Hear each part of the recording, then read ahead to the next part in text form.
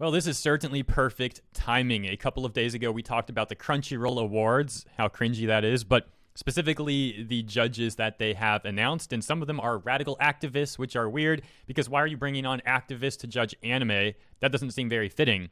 Well, some of those activists came from the Anime Feminist website, so there you go.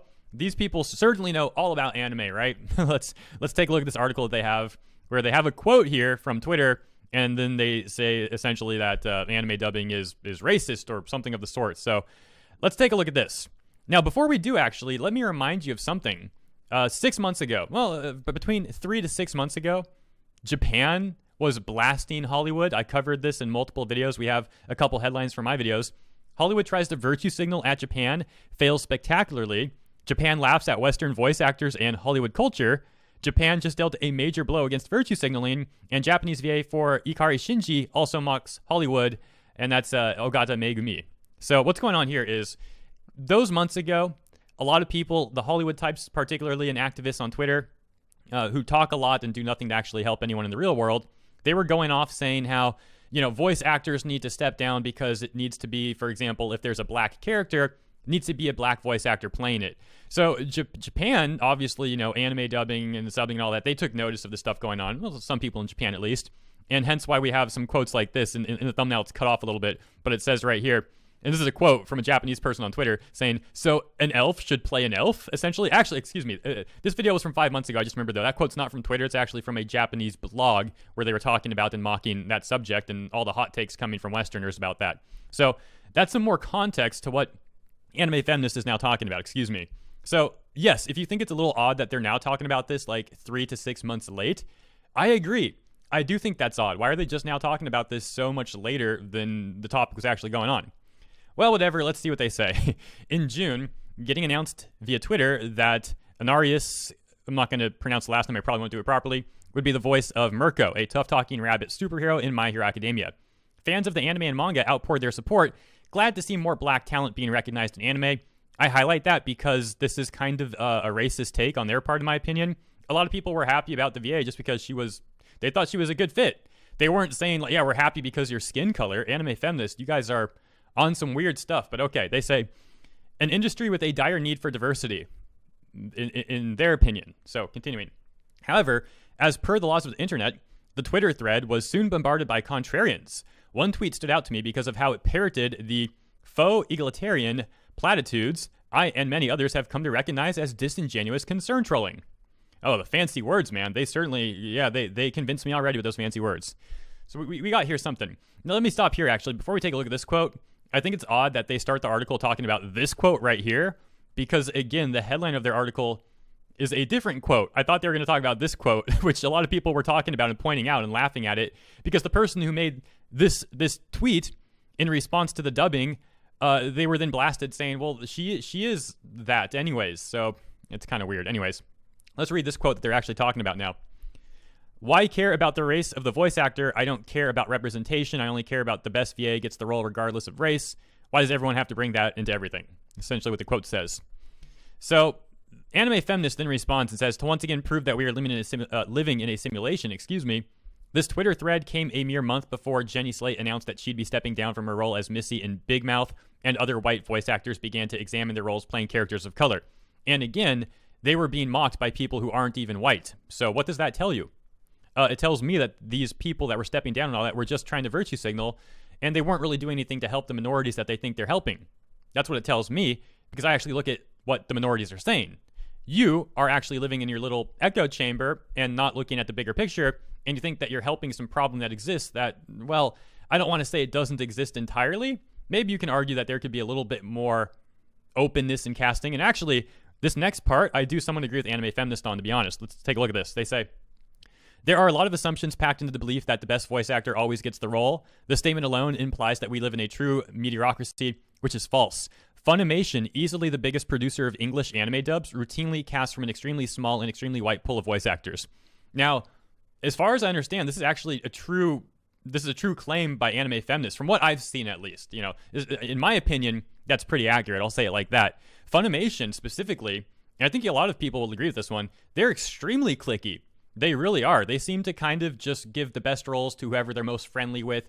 It's a giant, it's a giant circle, you know what, jerk. There you go. That's what's going on there at Funimation. So I actually surprisingly do agree with the Anime Feminist there. They made a decent point. Unfortunately, they then ruined their point by going so far down the radical rabbit hole that you just have to say, dude, what are you guys talking about?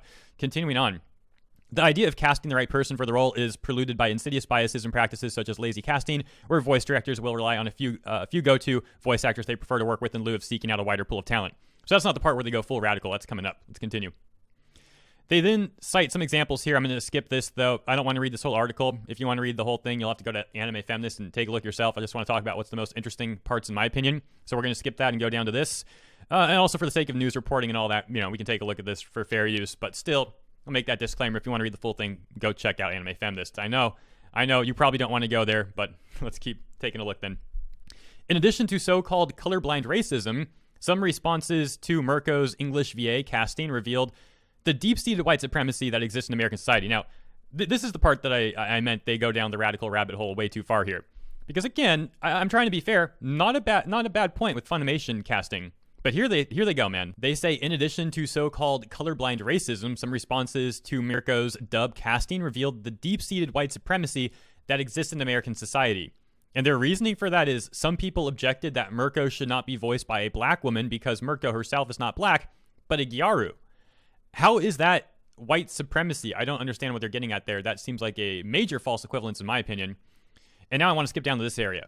Again, I'm not reading this whole thing, so here's the next interesting part. They say, whiteness being the default lens which we perceive the world has led to the othering of anyone not immediately recognizable as white. What are you talking about? Are you just talking anecdotally about yourself?